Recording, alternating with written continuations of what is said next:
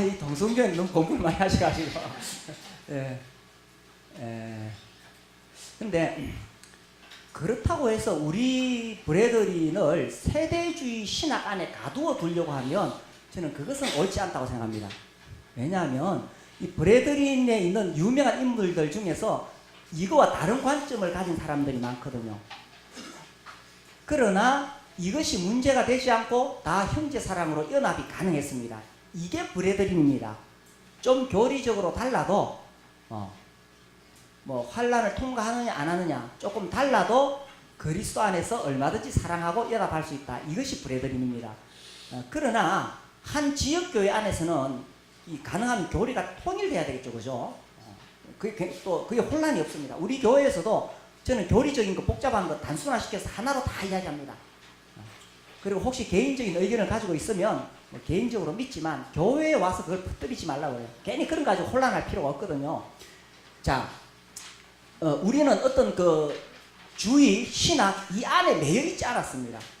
그래서 형제 운동의 세 가지 근간이라고 했을 때 그 세 가지이지 이 세대주의 신학이 우리의 신학이고 우리가 이 안에 있는 것처럼 말하면 형제 운동을 올바로 이해를 못한 것이라는 거예요. 그 이제 이 세대주의적인 그러나 우리가 성경을 해석할 때는 세대주의적인 관점으로 해석을 합니다. 그래서 이 특별히 세대주의에 이 대응하는 것이 언약주의죠. 근데 성경을 우리는 하나님 말씀 그대로 읽다 보니까 언약주의가 아니라 자연스럽게 세대주의로 그렇게 해석을 하게 됩니다. 요 짧게 요 지금 또 한 가지 제가 설명드릴 게 있어서 좀 말씀을 드릴게요. 하나님께서 보실 때에 이 각 세대를 다루시는 하나님의 특별한 방법이 있습니다. 그래서 이 세대에는 이렇게 다루시고 이때는 이렇게 다루시고 방법이 있는데 하나님께서 인간에게 어떤 시험을 주셨어요. 예를 들자면 바벨탑 쌓으면 안 되잖아요. 근데 바벨탑을 쌓았다는 것입니다. 그래서 하나님이 어떤 시험을 주셨는데 사람들은 불순종했습니다. 바벨탑을 쌓았어요. 그래서 하나님이 심판을 하십니다. 시험, 불순종, 그래서 하나님이 심판. 이렇게 세대가 끝이 나면 그 다음 세대. 그래서 하나님이 아브라함을 부르셨습니다. 아브라함을 부르셨는데 아브라함도 애굽으로 내려갔습니다. 그래서 실패했습니다. 이렇게 각 세대가 이렇게 나뉘어지는 거예요. 그래서 뭐 세대주의 지금 자세하게 설명은 못하겠고 더 잘 하실 테니까. 그러니까 이제 문제는 뭐냐면은 다윗은 교회 시대를 어떻게 봤느냐면은 교회 시대도 하나님께서 시험하셨는데 인간이 불순종해서 실패했다고 보는 겁니다. 하나님 심판하시다고 보는 겁니다. 자, 초대교회 이후에 당장 아나니아 삽비라 사건이 일어납니다. 사도행전 5장이죠. 아나니아 삽비라 사건이 일어납니다. 그래서 인간이 불순종하고 실패했다는 거예요. 실패. 그래서 하나님이 심판하셨기 때문에 교회 시대가 없다는 것입니다. 그래서 다윗의 이야기는 그 후에 이제 바울이 서신서를 보내잖아요. 서신서를 보내서 이제 교회에 대한 원리를 가르쳤는데 다윗은 뭐라고 하냐면 이미 사도행전 5장에서 실패하고 심판받았기 때문에 이런 서신서가 말하는 그런 교회로 돌아갈 수 없다는 것입니다. 그러므로 이 사도행전이나 혹은 서신서에 나오는 그런 교회 장로를 인정을 안 하게 된다는 거예요. 그렇게 쭉 연결이 되는 겁니다. 어떻게 이해가 오고 있습니까? 네, 뭐 그냥 아는 척하고 꼬게 꺼드시죠. 뭐 그래도 됩니다. 뭐. 그러므로 다윗의 교회로는 이런 일반 기독교계가 파멸되었다. 파멸된 교회로. 여기서 파멸이라 하면 어제 말씀드렸듯이 교회 안에 어떤 그 부패가 일어났고 부족하고 그런 개념이 아니라 그 세대가 실패했기 때문에 완전히 실패했다는 것입니다. 자, 이런 겁니다. 자, 노아 시대, 예를 들어서 노아 시대 있고 그 다음에 바벨탑 시대가 있고 물론 이제 다윗은 이렇게 안 나눴습니다만 쉽게 설명하기 위해서 제가 이렇게 하는 겁니다. 그 다음에 이제 아브라함 시대가 있고, 그죠? 그 다음에 이스라엘도 결국 우상숭배 해가지고 나라가 쪼개지죠? 그 다음에 북이스라엘은 아수르에서 망하고 남유다는 바벨론에 망하죠? 자, 요렇게 세대가 하나님 그 사람들을 시험했는데 인간이 실패해서 심판도 끝이 났어요. 그러면은 인간이 다시 우리가 잘못했구나 다시 이 세대로 돌아갈 수 있느냐? 그러니까 이 이스라엘이 심판을 받았는데 다시 그 이전의 이스라엘로 돌아갈 수 있느냐? 이미 세대가 끝이 났기 때문에 돌아갈 수가 없다는 것입니다. 마찬가지로 교회 시대도 이미 하나님의 심판이 왔기 때문에 아나니아 사피라가 죽죠. 왔기 때문에 다시 교회 시대로 돌아갈 수가 없다는 것입니다. 그러므로 이 기독교계는 파멸되었다. 파멸된 교회론이 나옵니다. 그러면 어떻게 되느냐? 우리는 이 기독교계에서 나와서 단순히 예수님 이름으로 마태복음 18장에 나오는 그 말씀처럼 주님의 이름으로 단순히 나와서 따로 모여야 된다. 회중, 어셈블리를 씁니다. 어셈블리. 처치를 안 쓰고 어셈블리 쓰는 거예요. 제가 지금까지 쭉 이야기했던 다비의 교회론이 이렇게 또 쭉 정리가 되고 있죠? 네. 자, 이제 그에 비해서 오픈 브레드리는 다비와 생각이 달랐습니다. 비록 교회가 부패하고 썩은 부분이 있지만 얼마든지 우리는 초대교회로 부흥될 수 있다. 이것이 오픈 브레드린의 입장이었습니다. 자, 그런데 다비나 오픈 브레드리나 이 세대주의적인 관점에서 공통적인 것이 하나 있었어요. 그게 뭐냐면 이제 이 교회 시대가 거의 마감되고 있기 때문에 예수님의 재림이 매우 임박했다는 것입니다. 예수님의 재림이 임박했으니까 어떻게 됩니까? 전도해야 되잖아요. 그죠? 그래서 선교하러 떠난 것입니다. 그래서 이제 이 분위기가 우리나라에도 그대로 전해왔어요. 제가 청년 때는요, 온 교회가 곧 예수님이 다시 오실 것처럼 생각하고 그렇게 신앙생활을 했습니다. 여기 뭐 제 나이 또래 되시는 분들 다 그랬죠? 우리는 88 올림픽 한국에서 하겠나 그랬어요. 그죠? 올림픽 전에 예수님 오실 거라고 기대했습니다. 그때는 진짜 그랬는데 1992년 그 다미 선교회 이후로 이제 예수님의 재림에 대한 것들이 이렇게 막 오히려 이렇게 가리지게 되는 거죠. 그래서 임박한 재림에 대한 그런 그 소망이 우리 형제들로 하여금 전 세계에 선교하도록 하는 원동력이 되었다라는 것입니다. 그래서 이제 이런 특징이 있고, 그 다음에 또 실제로 이제 그럼 우리 교회가 다른 교회하고 뭐가 다르냐라고 했을 때 실행적인 측면에서 보면 어쨌든 우리는 매주 떡을 떼고 신자의 침례, 믿는 사람에게 침례를 주죠. 그 신자의 침례 당연한데 왜 자꾸 신자의 침례라고 말하느냐? 어제 설명 드렸죠? 뭐에 대응하는 겁니까? 유아 세례. 그러니까 유아는 아직 믿음에 대한 지각이 없습니다. 그래서 유아가 세례를 받음으로 국가교회에 자연스럽게 영입이 되는 거예요. 근데 우리는 그렇게 하지 않았습니다. 교회는 그렇게 되면 안 된다. 성인이 되어서 복음을 듣고 이해하고 믿어서 침례를 받아야 된다는 것입니다. 그리고 이제 떡을 떼고 침례 주고 그 다음에 또 교회 안에서 특별한 그 성직자를 세우지 않죠. 그러나 그럼에도 불구하고 교회 리더들은 분명히 있습니다.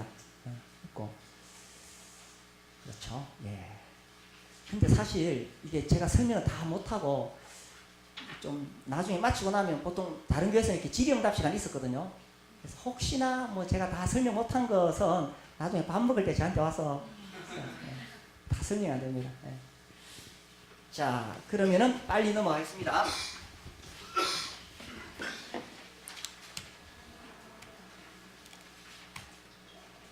자, 이 세대주의가 다비에 의해서 체계화되고 실제로 사람들에게 알려지게 된 것은 이 스코필드 주석 성경을 통해서입니다. 그래서 알려졌는데 사실 한국에서는 뭐 이 세대주의에 대해서 사람들이 잘 모르고 있습니다. 자, 넘어가고 이 이야기를 좀 해야 되겠네. 이 경건적 특성, 우리 브레드린의 매우 중요한 특성 중에 하나는 성경을 연구하는데 철저히 헌신되어 있다라는 것입니다. 어제 제가 잠시 그 형제운동의 배경을 이야기할 때에 자유주의 신학에 대한 것을 잠시 언급을 했어요. 그러니까 결국은 뭘 공격하느냐? 우리의 신앙을 공격할 때 뭘 공격하느냐? 뭘 공격하겠어요? 성경을 공격하는 거예요. 이 성경을 절대 무오한 하나님의 말씀으로 인정하지 않게 되면 우리가 믿고 있는 것이 다 무너지게 됩니다. 그래서 결국 자유주의 신학이 그걸 계속 공격하고, 그 다음에 또 뭘 공격하느냐 하면은 은혜로 받는 십자가 구원을 공격하는 겁니다. 근데 이것은 계속 있어 왔고 지금도 여전히 그러합니다. 지금도 계속 그렇게 일어나고 있습니다.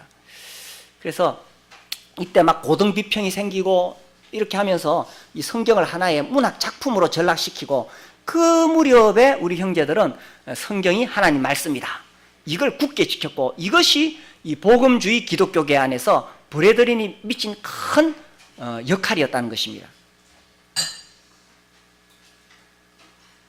그래서 조지 뮬러는 평생에 100번도 더 읽었다 이렇게 말합니다. 뭐 100번 더 읽은 거 그렇게 많이 읽은 거 아니죠? 뭐 많이 읽은 거 아니죠?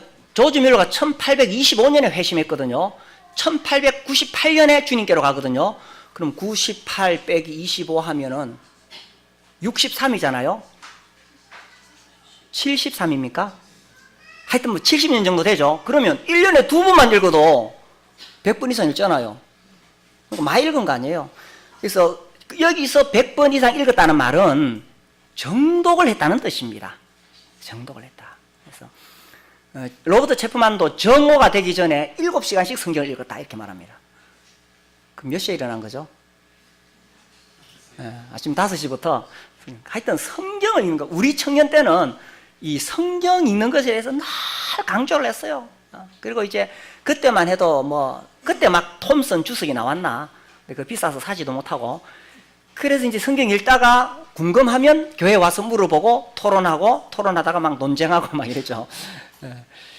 그래서 성경을 읽는 것이 이 우리 형제들의 아주 중요한 특성이었습니다. 그래서 성경을 읽으면서 성경에서 확신을 가지고 다른 사람들이 뭐라고 하든지 간에 우리는 성경의 교회를 세우려고 했던 겁니다.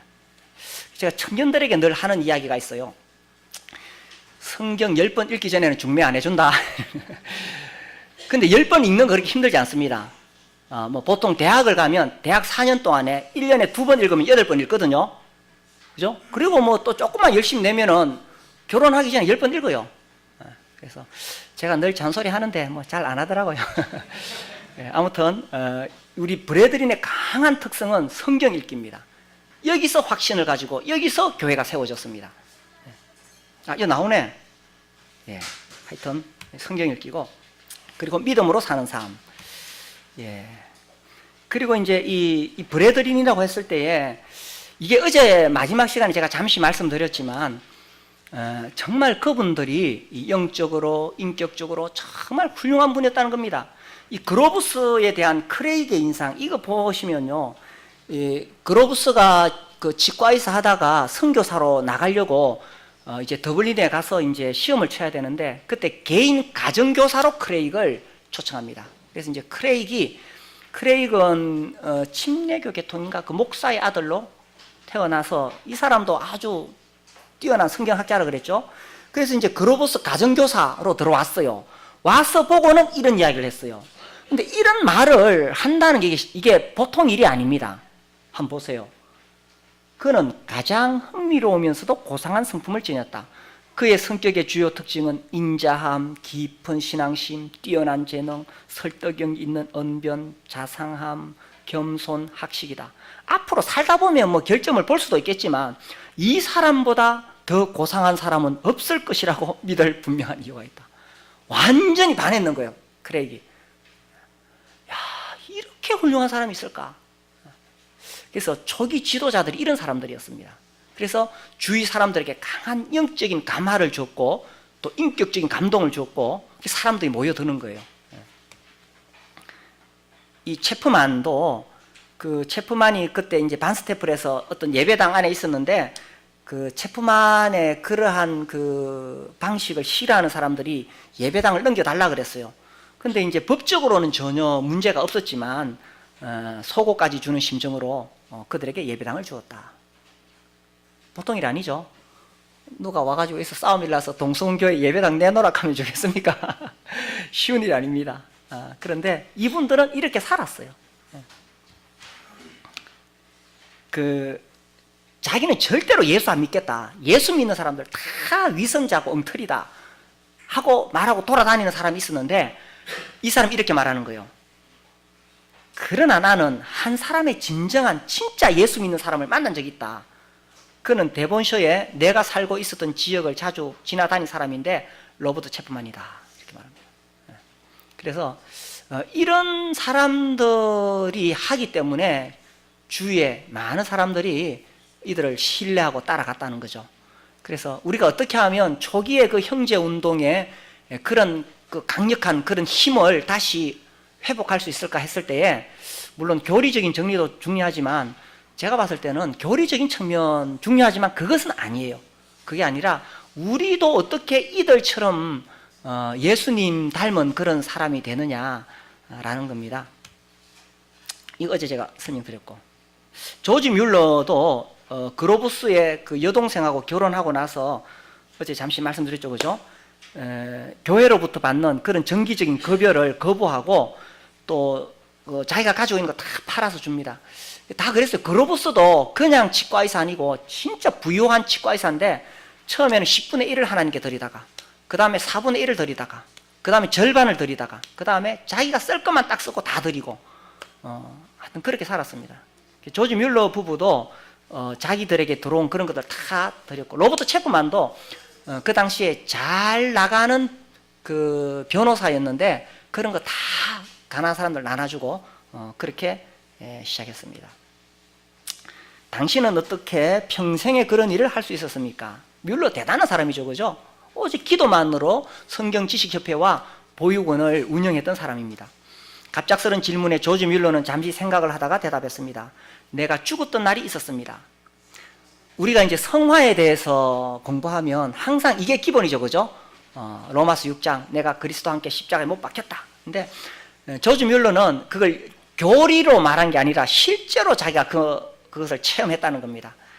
조지 뮬러라는 나 자신에게 죽고 또 나의 의견과 선택과 취미와 내 뜻에 죽고 내하고 의견 달라도 논쟁하지 않겠다는 겁니다. 내 형제나 친구들에게 있어서도 그들의 찬성과 비난에 죽었습니다. 또 다른 사람의 찬성과 비난에 죽었습니다. 남들이 나를 어떻게 보느냐 중요하지 않다는 겁니다. 왜냐하면 나는 죽었으니까.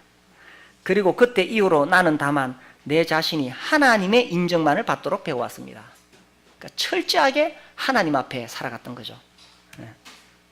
그래서 코드는 말하기를 우리 브래드린의 이런 여러 가지 그 모습에 대해서 사람들이 비판할 수 있다는 거예요.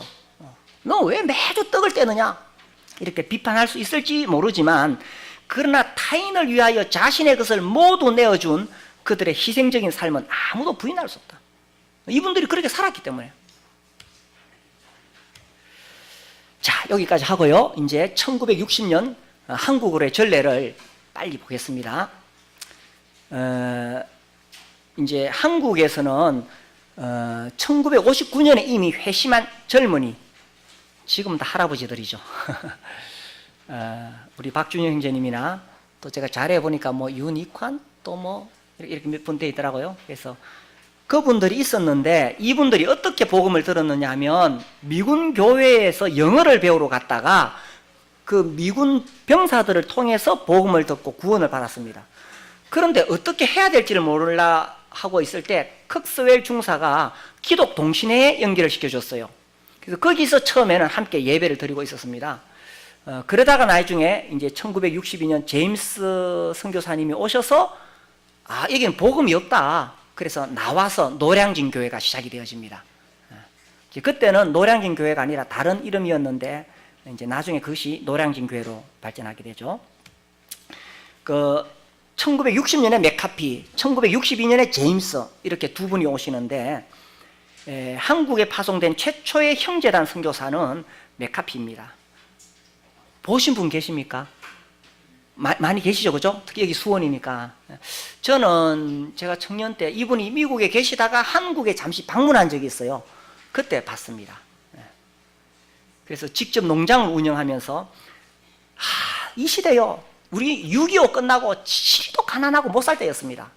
진짜 이제 이 맥카피 할아버지하고 가까이 있던 분들의 이야기를 들어보면요, 못 먹여서 결핵이 걸리고 못 먹으니까 결핵을 낳을 수가 없는 거예요. 그래서 이제 맥카피 할아버지한테 보내면 거기 농장에 가서 이제 낮에 일하고 이렇게 하면서 먹으니까 염소 전 먹고 계란 먹으니까 결핵이 나아서 사람이 돌아왔다. 제가 이런 이야기를 이렇게 많이 들었습니다.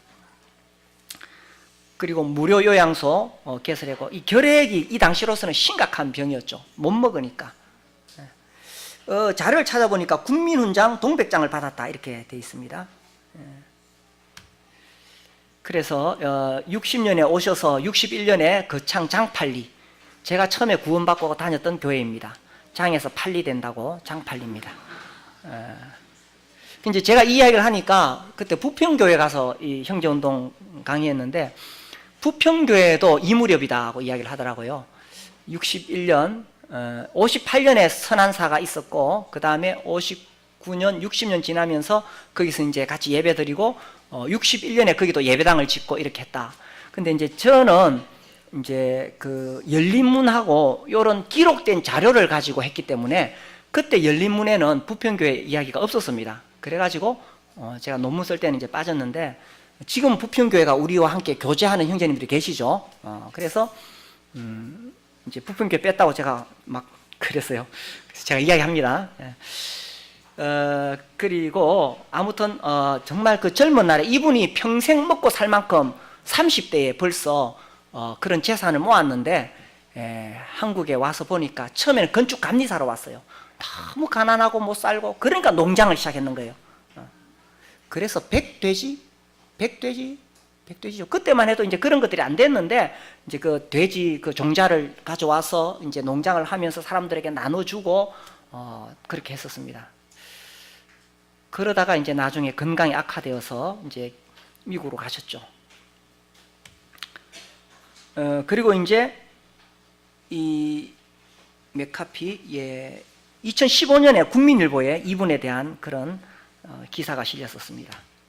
그 다음에 제임스 할아버지는 그로부터 2년 뒤에 오셨죠. 그래서 맥카피 할아버지 만나서 거창에 좀 계시다가 또 이제 서울로 오셔서 거기서 이제 구원받은 형제들이 있다 그래서 가서 보니까 기독동신에서 모이고 있는데 이게 아니라는 거죠. 그래서 나와가지고 장충동에서 따로 모이기 시작했고, 이것이 노량진 교회 전신입니다.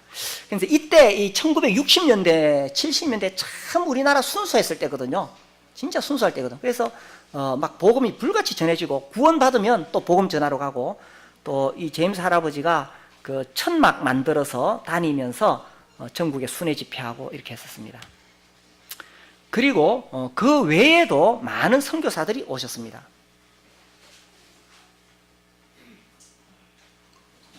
이게 왜 중요하냐 하면요, 우리나라에서 일반적으로 이제 그 이단처럼 취급받는 구원파나 이런 데하고 또 지방교회나 이런 데하고 비교했을 때에 그 모임이 처음에 어떻게 시작했느냐가 중요합니다. 역사적인 면에서 어제 말씀드렸죠. 교리적으로 역사적으로 우리의 정통성을 회복하는 게 중요한데, 역사적인 면에서 봤을 때에 우리 브레드린 한국에 있는 모임은, 여기 있는 선교사들이 다 어디 출신이겠습니까? 오픈 브레드린 출신입니다. 그러니까 이분들이 와서 장로를 세우고 지역교회 독립이라는 걸 가르치고 이렇게 하셨는 거죠. 그래서 교회 역사 속에서 오픈 브레드린을 만약에 누가 이단이다 이래 말하면 진짜 무식한 사람 되는 겁니다. 오픈 브레드린은 교회 역사 속에서 그들이 이 기독교 복음주의, 그러니까 기독교 안에서도 자유주의 세력들이 있거든요. 그들 말고 순수하게 복음을 지키려는 그런 기독교 복음주의에 이 오픈 브레드린이 미친 영향이 너무나 크기 때문에 아무도 오픈 브레드린에 대해서 뭐 토를 달 수 없습니다. 근데 이제 우리나라에 오셨던 분들이 다 그쪽 출신이에요. 그런데 이제 이 안에도 성향이 다양합니다. 그래서 오픈 브레드린 안에 예를 들자면 홀이 있고, 뭐 홀 같은 경우는 조금 보수적이죠, 그죠? 또 뭐 채플이 있고, 뭐 나중에는 뭐 처치 쓰다가 또 요즘 뭐 커뮤니티 쓰고, 요새는 또 펠로우십도 쓰고, 그러니까 성향이 다양합니다. 오픈 브레드린 안에서도. 중요한 것은 지역교회 독립이라는 겁니다. 그래서 이분들이 오픈 브레드린이다. 이렇게 이야기할 때에 한국의 어디에서도 우리를 이상하게 말할 수가 없습니다. 옛날에는 뭐 그런 이상한 헛소리 해도 우리 선배님들은 잘 참았는데, 이제 우리는 그렇게 하기보다는 우리를 정확하게 알릴 필요가 있다고 생각해요. 그 지난 2월 달에 우리 김영규 형제님하고 그 이스라엘 다녀왔는데, 그때 이제 그 우리 함께 이렇게 그 모임을 인도하셨던 분이 KC 대학의 손세웅 교수님이라고 계세요. 이분이 그 젊을 때 우리 브래들린 안에 함께 교제했습니다. 그리고 이제 지금 자기가 은퇴하면 다시 돌아오려고 해요. 그래서 브래들린이 좀 더 적극적으로 홍보를 해라. 맨날 우리 보고 이단이라 하면 그때 가서 방어하려고 하고 이래 하지 말고 좀 적극적으로 홍보해라. 그래, 한국 기독교 100주년 기념관 저런 거 빌려가지고 막 세미나 크게 열고 내가 국민일보 하고 기자를 다 데리고 올게. 그러면 그렇게 힘든 일 아니거든요. 지금까지 필요성을 못 느껴서 안 했을 뿐이지. 그래 하려면 버스 타고 오실랍니까? 그래 막 전세 버스 내가지고 지방에서 막 올라오고. 그러니까 기자가 와가지고 사람들이 얼마나 많이 모였느냐 보면은 이제 기사를 더 크게 내거든요. 그리고 우리 그 손세웅 교수님이 영향력이 있으니까 기독교계 기자들 다 불러 모을 수 있어요. 그 이제 첫 해 하고 그 다음에 하고 해마다 하는 거예요. 그래서 처음에는 너무 힘들지 않게 우리 자체적으로 이렇게 하고 그 다음에 나중에 시간 지나면은 이제 해외에 유명한 진짜 훌륭한 그런 그 우리 형제님들 많이 계세요. 교수로 계시는 분들. 그런 분들 옥스퍼드 대학이나 이런 데서 초청해가지고 이제 집회하는 거죠. 그러면 이제 막 신문에 국민일보에 막 실리겠죠. 그 오래 가지고 이제 딱 교회 붙여놨다가 너가 와서 헛소리하면 보여주고. 네. 뭐 그렇게 힘든 일은 아닙니다. 뭐 하려 그러면 할 수 있습니다. 그래서 지금 한국에서는 61년 거창 장팔리 또 부평 이렇게 시작되어져서 지금 요거 2017년 통계인데 지금도 거의 비슷합니다. 약 230개 교회가 있고 그리고 해외 선교도 요거 뭐 숫자 좀 다를 수 있는데 아무튼 약 30여 명의 형제님들이 이 해외 선교하고 계시죠. 자, 그래서 기독교회사에서 검증된 복음주의적 운동이 선교사들에 의하여 전해져서 그들과 같은 정신과 원리를 가지고 있으며 전 세계의 형제단과 국제적인 교류를 하고 있다. 그렇죠? 그래서 한국에만 이렇게 있는 소수의 무리가 아니라는 겁니다. 그래서 개방적 형제단 선교사들의 영향으로 요게 개방적 형제, 침례, 장로, 지역교회 독립 요게 이제 개방적 형제단이다라는 것이죠. 예, 요거만 조금 더 이야기할까요? 요거 뭐 제가 논문에서 우리가 한국에서 이 모임이 더 발전하려면은 이래 하면 좋겠다 하고 6가지 제안을 했는데 이 첫 번째는 자신의 정체성을 찾는 것이 가장 시급하다. 이 정체성 문제는 한국에서만 나온 것이 아니라 전 세계적으로 브래들린이 정체성의 혼란을 겪고 있습니다. 그래서 이제 이런 기록이 있어요.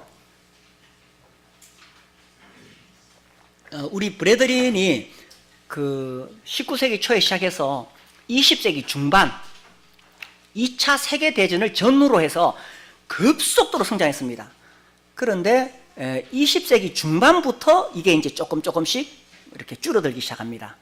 초기에 그런 어떤 불같은 운동이 뭐 계속 성장해 가진 않죠. 가다가 그때부터 조금 이렇게 잦아들게 되면서 과거에는 브래들린은 자신도 브래들린이라는 것을 알았고 다른 사람들도 그들을 봤을 때 브래들린이라는 것을 알았다. 정체성이 분명했다는 거예요. 근데 20세기 중반 이후에는 브래들린도 자신의 정체성이 혼란스럽고 다른 사람들도 우리를 봤을 때에 브래들린이 뭐냐? 이런 질문을 했다라고 기록이 되어 있습니다. 그래서 이제 특히 한국 같은 경우에는 지금 더더욱 그런 상황이 오게 있는데 물론 뭐 우리만 구원이 있고 우리만 성경적이고 우리만 옳고 그런 뜻은 절대로 아닙니다. 장로교 안에서도 훌륭한 그런 교회들이 있고 또 훌륭한 목사님들이 있고 뭐 다 있습니다. 그러나 그들이 가지지 못한 매우 중요한 성경적인 원리들을 우리가 지키고 실현하고 있다는 면에서 우리의 정체성을 지키는 것은 매우 중요하다고 생각합니다. 아멘이 별로 안 되죠. 저도 약간 혼란을 겪었던 적이 있어요. 또 이렇게 공부하고 교파 목사 만나고 하면서 나는 왜 브래들린에 있는가? 이제 그런 이제 의문 질문을 던지기도 하고 또 지금도 또 한 번씩 그런 생각도 합니다. 그러나 일반 교파 교회가 가지지 못한 우리만이 가지고 있는 정말 귀한 것들이 많습니다. 참 놀라운 게 많아요. 그래서 제가 이 동수원교회 처음 왔지만 뭐 형제님들 저를 만났을 때에 형제라는 데서 전혀 그리낌이 없죠, 그죠? 그냥 형제고 같이 예배드리고 너무 자연스럽습니다. 예를 들어 우리가 어떤 다른 지역에 가가지고도 어떻게 뭐 서로 모르는 사이인데 형제님입니까? 이런 바로 형제가 돼요. FF 브루스가 이제 그 브래들이 소개하는 내용 중에 그런 게 나옵니다. 전 세계에 있는 형제들은 다 이렇게 네트워크가 돼 있고 처음 만난다 할지라도 형제이기 때문에 금방 이 교제가 가능하다 이렇게 돼 있어요. 그래서 이게 사람 인생 살면서요, 이런 관계라는 게 참 중요하잖아요, 그죠? 참 중요합니다. 그래서 이렇게 좋은 이 관계 안에 있는 다른 교파는 이거 흉내도 못 냅니다. 그건 뭐 워낙 또 숫자가 많기 때문에 그렇기도 하고 또 그 출발점이 다르기 때문에 어쩔 수 없습니다. 그러니까 우리가 가지고 있는 게 굉장히 귀한 것들이 많습니다. 그걸 어떻게 설명해야 되나? 그래요. 그래서 이런 귀한 것들을 우리가 새로 우리 교회에 더해지는 분들에게 잘 전하고, 특별히 우리 자녀들에게, 우리 자녀들은 봤을 때 건물 더 크고, 그죠? 사람들 더 많이 모이고, 또 프로그램 더 좋은 교회 가고 싶거든요.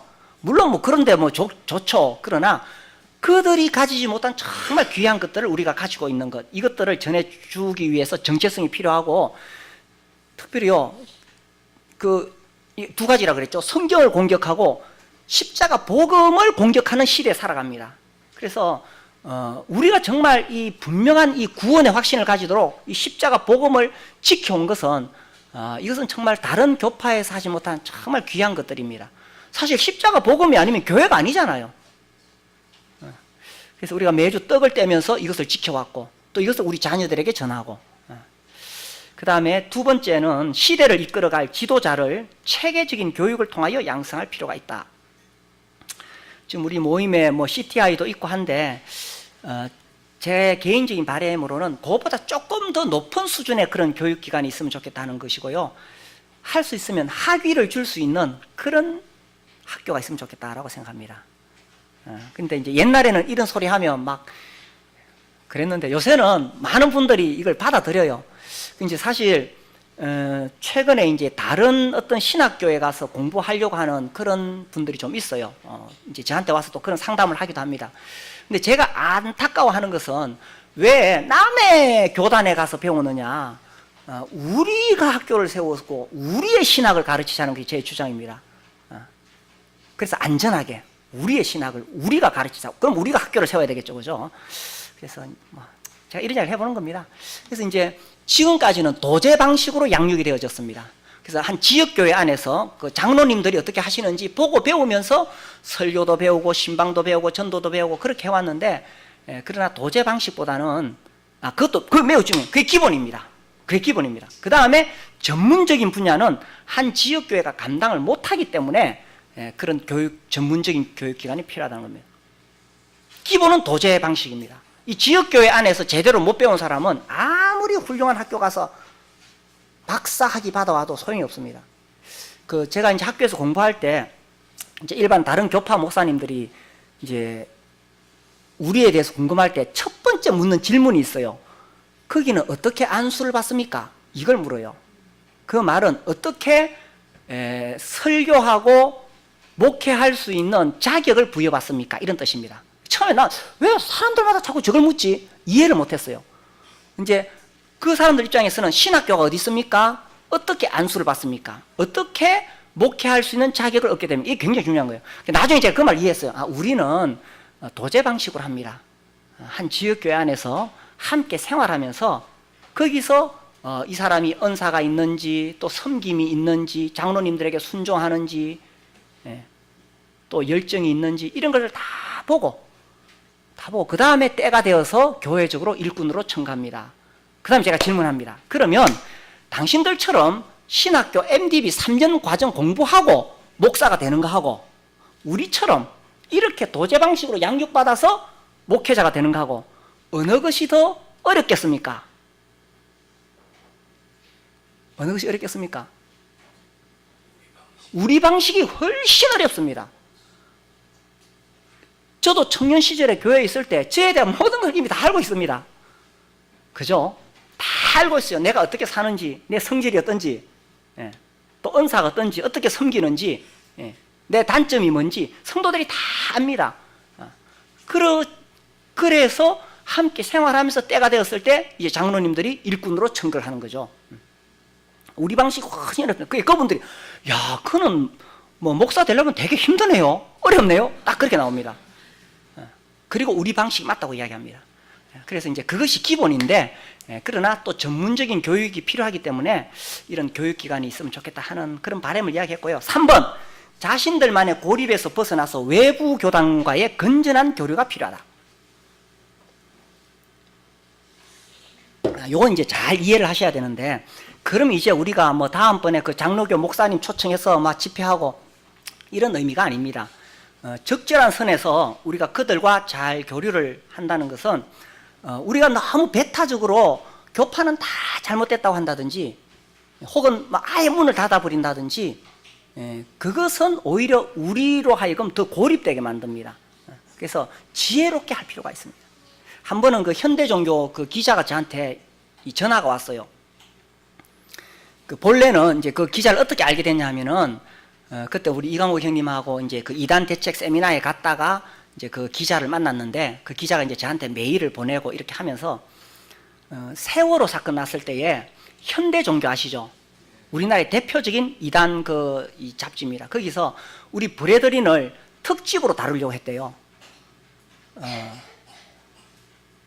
그래서 이제 저한테 자료를 요청했습니다. 그리고 막 질문이 쫙 나와요. 질문이.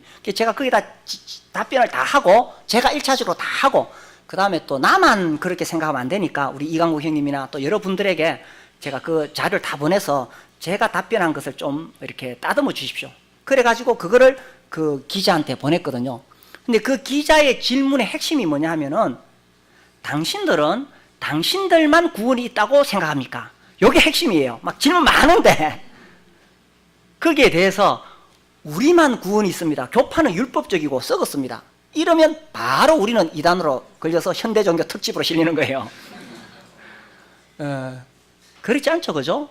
주님이 여러 교단을 통해서 여러 사람들을 통해서 이 복음의 역사가 일어나게 하십니다. 다 그렇게 하십니다.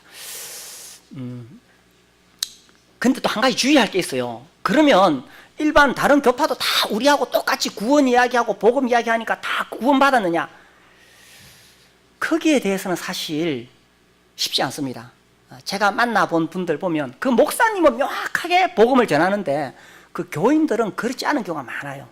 그래서 그런 부분에 있어서 분별이 필요하다는 이야기입니다. 그러나 그들을 싸잡아서 당신들은 잘못이고 우리만 구원이 있다고 하는 것은 그건 하나님 앞에 교만입니다. 오만입니다. 그렇게 하면 안 되죠. 그래서 이제 그 기자가 이제 그렇게 그 다음에 이제 제 답변을 보고는 그 이제 기자들끼리 모여서 대책 회의를 하는데 우리를 특집으로 실는데 방향을 완전히 바꿨어요. 어떻게 실느냐? 이 브레더리는 참 좋은 교단이다. 이제 그렇게 하기로 이제 이야기가 쭉 이렇게 정리가 되어졌어요. 근데 마지막에 결론은 어떻게 났느냐 하면 그렇게 하지 않기로 했대요. 왜냐하면 현대 종교라는 그 잡지는 우리나라에서 이단을 알리는 경계하는 잡지로 이미 사람들에게 다 알려져 있습니다. 그래서 거기서 우리 브레더린을 아무리 좋게 실어도 사람들의 선입견 속에 이미 현대 종교에서 실렸다 그러면은 문제를 제기할 수 있고, 또 하나는 현대 종교에서 돈 받았나? 이런 문제점들이 있기 때문에 우리가 아예 차라리 아무것도 싣지 않기로 했습니다. 이렇게 저한테 메일이 왔어요. 그래서 우리가 복음 전할 때에 지혜가 필요합니다. 그래서 우리 가까운 이제 뭐 가족들이 예를 들어서 저기 대구에 사는데 그 다니고 있는 교회 장로교회가 그 구원이 없는 것 같아. 그럴 경우에 이렇게 아주 지혜롭게 말할 필요가 있다는 이야기입니다. 그래서 초창기에는 우리가 우리만 구원이 있다고, 저도 그렇게 배웠어요. 우리만 구원이 있다고.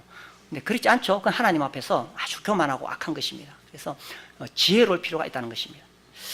자, 그 다음에 4번, 지역교회 독립성의 올바른 적용이 필요하다. 그래서 각 지역교회마다 색깔이 다 다양한데 우리가 이런 것들을 다양하게 존중해 줄 필요가 있다는 것입니다. 어떤 교회는 예배 시간에 반주 안 합니다. 지금도. 반주 안 하면 또 안 하는 대로 좋은 것이고, 하면 하는 대로 좋은 것이고, 그런 거죠. 5번, 형제 운동의 모델이 될 수 있는 교회를, 이걸 제가 이야기하려고 지금까지 온 겁니다.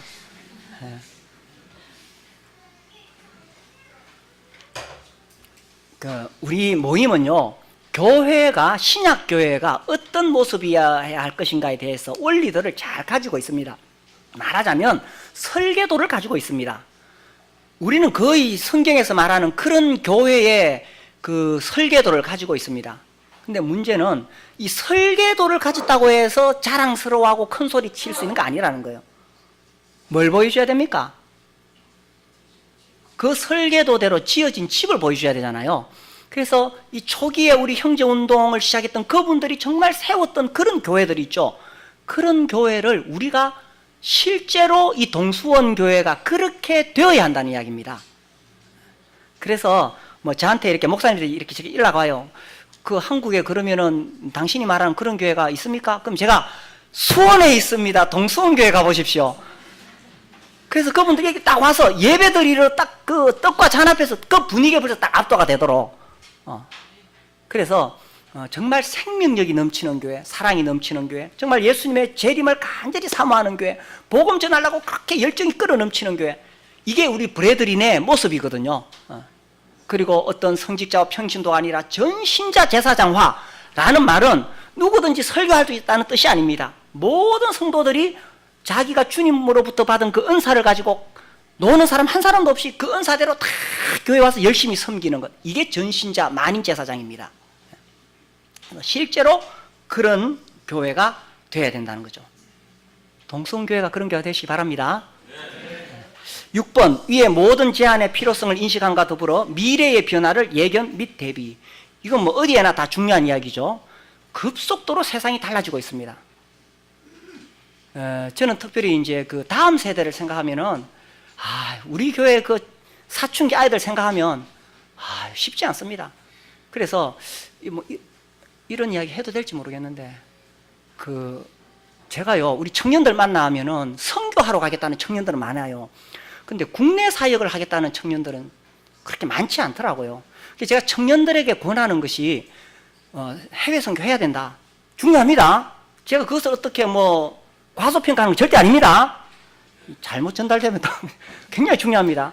그러나 그와 함께 우리 청년들이 국내 사역, 특별히 이 청소년 사역, 어린이 사역에 대한 헌신된 일꾼들이 필요합니다.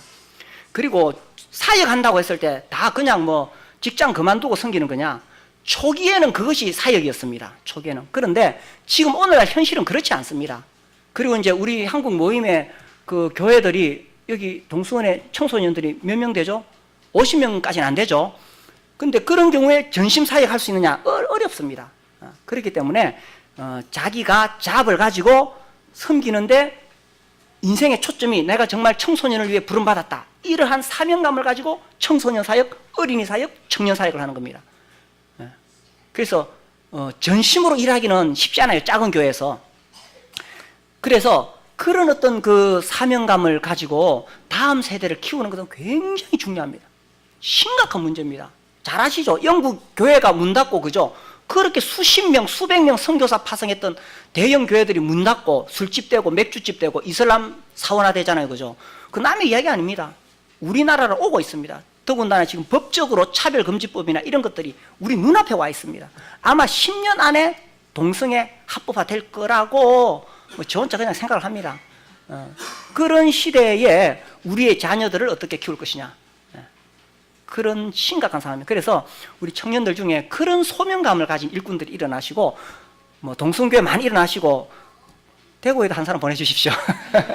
우리 교회 정말 찾고 있습니다. 그래서 선교라 하면 말이 다르고 문화가 다른 곳에서 복음 전하는 게 선교잖아요. 우리 청소년들, 우리하고 말 다릅니다. 그렇죠? 문화가 다릅니다.